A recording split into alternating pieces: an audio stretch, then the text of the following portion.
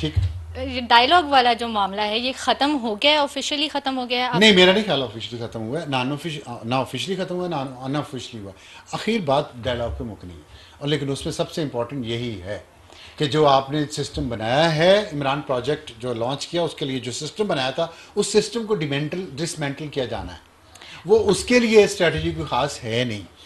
سب سے زیادہ اس میں امپورٹنٹ یہ ہے کہ خان صاحب جب تک یہ جو پروپیگنڈا ہے اس کو بند نہیں کرتے، اور جو ملک کی معیشت جس کو ٹھیک کرنے کی کوششیں ہونے ہیں، جو نئی جیو اسٹریٹجک سچویشن بن رہی ہے، مرج ہو رہی ہے چین اور امریکہ کی آپس کی سرد جنگ کی، اور اکنامک وار کی، اور ٹیرف وار کی، اور پھر اب اس میں ٹیکنو وار بھی آ گئی ہے. تو اس میں پاکستان کیسے سروائیو کرے گا یہ، کیسے سروائیو کرے گا، اگر ہم کس کے اپنے ساتھ کتنا اندرونی جھگڑوں میں ساتھ دے گا. لگے رہیں گے تو یہ بہت ضروری ہے. اگر اندرونی یہ جھگڑے ختم نہ ہوئے تو ہماری داستان تک آرگیومنٹ بھی نہ ہوگی ویسے داستانوں میں. اور وہ جو آپ کے بنا ہوئے باہر بیٹھے پاکستان کے خلاف سازشیں کر رہے ہیں وہ کامیاب ہو جائیں گے، خدا آپ نخواستہ. سے مراد وہ ہیں. ہاں وہ، تھینک یو. لیکن آپ کانورسیشن، جیسے اینکرز بھی بہت تھے اس میں. آپ جیسے اینکرز نہیں، میں کہیں نہیں تھی ہاں چلیں میرے جیسے. پلیز. اچھا، ٹھیک ہے. کانورسیشن ویسے ڈیفلیکٹ ہو جائے گی، لیکن اس میں جس طرح آپ نے کہا ہے کہ پروجیکٹ ایک کھڑا کیا تو اس پروجیکٹ کو پھر اب ڈسمینٹل بھی تو کرنا ہے. Is it like advocating for the role of no establishment no no no. In it's very important politics? Question actually. آپ نے پوچھ لیا تو اس کا سچا جواب دینا بنتا ہے. تو دیکھیں بات یہ ہے کہ ایک چیز مشکل ہے، ایک کیپیسٹی کہہ لیں آپ. سویلین جو ادارے ہیں نا وہ پچھلے آپ کے 12-13 سال میں وہ تباہ کر دیے گئے ہیں عمران پروجیکٹ کے لیے. ہر جگہ انٹرفیئرنس تھی، باجوہ جیسوں کی، فیضوں کی، غفوروں کی، سب جگہ انٹرفیئرنس ادارے تھے. میں پیمرا میں جب تھا 2 سال میں نے گزارے ہیں، اور اس کا 8 سال میں نے حساب دیا ہے، آج بھی دے رہے ہیں، 10 سال ہو گئے اب تو وہ کیا تھا پیمرا میں میرا جھگڑا کیا تھا ان لوگوں کے ساتھ ایز پیمرا چیئرمین. کیا جھگڑا تھا؟ یہ تو نہیں تھا کہ میں وہاں پہ کرپشن کر رہا تھا. میرا جھگڑا یہ تھا نا کہ آپ آئین اور قانون کے دائرے سے باہر مت نکلیں. میں آپ کا کوئی غیر آئینی غیر قانونی کام نہیں کروں گا. میں بڑا تمیز سے یہ بات بتاتا تھا کیونکہ ایک پوزیشن تھی. تو یہی جھگڑا تھا نا، ساری لفٹ ہی آپ کے لیے کیا ہے کہ پھر آپ کام نہیں کرتے تھے. یہی جھگڑا تھا نا، اور تو کوئی جھگڑا نہیں تھا نا، کوئی ذاتی جھگڑا تو نہیں تھا. تو یہ سب اداروں میں یہ سب کچھ ہو رہا تھا. اب ان سویلین اداروں کی کیپیسٹی نہیں رہ گئی کسی بھی چیز کو بہتر کرنے کی یا ٹھیک کرنے کی. آپ پی ٹی وی دیکھ لیں، پیمرا دیکھ لیں، پی ٹی اے دیکھ لیں، آپ ایف آئی اے دیکھ لیں، آپ پولیس دیکھ لیں، آپ منسٹریز دیکھ لیں، جتنے ادارے ہیں آپ دیکھ لیں، سارے ریگولیٹر سارے دیکھ لیں. ہر جگہ انٹرفیئرنس، ہر جگہ. ایک پوری پارلیمنٹ کو ایک ریٹائرڈ کرنل چلاتا تھا. یہ باتیں آئی ہیں نا کرنل لیاقت کے بارے میں، آئی ہیں نا. تو پوری پارلیمنٹ پیمرا کیا چیز ہے وہاں. تو اتنے سارے وہ پڑ گئے مجھے کہ اکٹھے ہو کے گینگ بن کے کہ میں صرف آئین اور قانون کے راستے پہ چلا. تو یہ جو تباہی ہوئی ہے نا سویلین اداروں کی، اس میں دیکھیں آپ کے لیے ملک امپورٹنٹ ہے یا آپ کے خواب امپورٹنٹ ہوتے ہیں. یہ ملک رہے گا تو خوابوں کو آگے لے جا سکیں گے. یہ خان صاحب کو ہم نے سمجھانے کی کوشش کی کہ بھائی بڑی مشکل سے ہم نے اپنی سپیس تھوڑی سی لی ہے، اس سپیس کو بار بار ٹچ نہ کرو کیونکہ اس سے پھر دھیان بٹتا ہے. اور اس میں ہوتا ہے یہ کہ جب آپ نے یہ اس میں جب ہائیبرڈ سسٹم بنا دیا، آپ نے سویلین سپیس دے دی ان کو، ہائیبرڈ نظام لے آئے، تو اب جمہوریت کو نقصان پہنچا، سویلین سپرمیسی کو نقصان پہنچا. اب وہ نقصان پہنچ گیا ہے. اس کو ریورس کرنے کے لیے ابھی یہ جو ہائیبرڈ نظام ہے، میں اس کا بہت مخالف رہا ہوں پچھلے 2-2.5 سال، 3 سال ہو گئے اب تو، 3 سال کچھ عرصے سے. میں یہ سمجھتا ہوں کہ اس کے بغیر ہم سروائیو نہیں کر پائیں گے. کیونکہ فرض کریں آپ اسٹیبلشمنٹ کو نکال دیتے ہیں ٹوٹلی، یہ ججز اس قابل ہیں؟ بتائیں مجھے یہ ججز 129ویں نمبر پہ ہماری عدلیہ کا نمبر ہے پوری دنیا میں. ہمارا میڈیا دیکھ لیں، ہماری بیوروکریسی دیکھ لیں، سویلین کس ادارے کا نام لو یہی ہماری تو. آرگیومنٹ پھر دوسری اور سائڈ سے بھی حکومت دی جو جا ہے، رہی ہے. حکومتیں جو ہیں سویلین حکومت، کسی میں اتنی جرت نہیں. نیب ہے، کسی میں اتنی بیوروکریسی کام ہی نہیں کرتی نیب کی وجہ سے. تو نیب تو ہمیشہ سے یوز کسی ہوا ہے سویلین میں اتنی سویلین جرت لیڈرشپ نہیں کے ہے خلاف. کہ وہ سٹینڈ لے لے. کیونکہ جنہوں نے سٹینڈ لیا میرے سمیت لوگوں نے ان کا انجام دیکھا ہے. ٹھیک ہے، لوگ ڈرتے ہیں اپنی زندگیوں کے لیے، اپنی فیملی کی زندگیوں کے لیے، اپنی فیملی کے فیوچر کے لیے.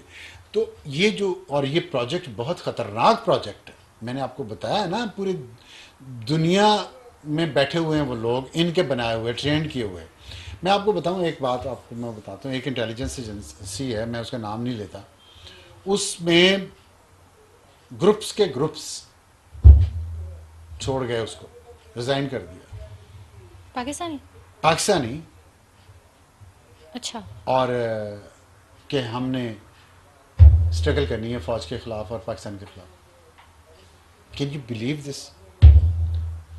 اور پھر وہ ظاہر چھوڑ کے گئے ہیں تو اندر ان کے یار دوست سے بیٹھے ہوئے تھے نا اس جگہ پہ، سارا ایکسچینج آف انفارمیشن، اور یہ اتنے 3 سال سے جو اس ملک کے خلاف چل رہا ہے، اس کے پیچھے بہت بڑا ایک نظام ہے، بہت بڑا سسٹم ہے. دیکھیں میں آپ کو ایک فیکٹ بتا رہا ہوں، کوٹ کر کے بتا رہا ہوں، پوچھ لیجیے گا ان سے. پاکستان کے وزیر دفاع خواجہ آصف اور ظہیر الاسلام سابق D G I S I رہے ہیں. اور یہ مجھے بات خواجہ آصف نے بتائی ہے، میں اس لیے بات کر رہا ہوں کہ امانت ہے قوم کی، میں نے خواجہ آصف سے اجازت نہیں لی یہ بات کرنے کی، لیکن میں کرنا چاہتا ہوں کیونکہ میرے ملک کی سلامتی اسٹیک پہ ہے. ظہیر الاسلام سابق D G I S I نے خواجہ آصف کو کہا، جب وہ وزیر تھے اس کیبنٹ میں، نواز شریف ابھی وزیر اعظم تھا اور ان کے خلاف ساری مہم چل رہی تھی ان کو نکالے جانے کی، اور 2014 کے دھرنے ہو رہے تھے.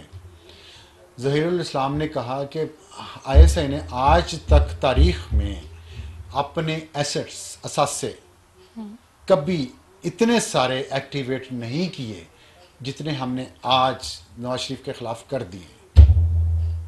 اثاثے ہوتے ہیں نا تمام انٹیلیجنس ایجنسیوں کے، جب مونگ پھلی جتنا دماغ ہو نا، پینٹ برین جسے کہتے ہیں، تو پھر ایسی باتیں اور ایسے فیصلے ہوتے ہیں کہ آپ اس ملک کے لیے وہ اثاثے ہوں گے نا آئی ایس آئی کے، وہ آپ نے ایک سویلین منتخب لیڈر کو گرانے کے لیے ایکٹیویٹ کر دیے پوری دنیا میں اور پورے پاکستان میں، سب کو باہر نکال لیا، سب کو کہہ دیا چلو، پیسہ لگا دیا سب پہ.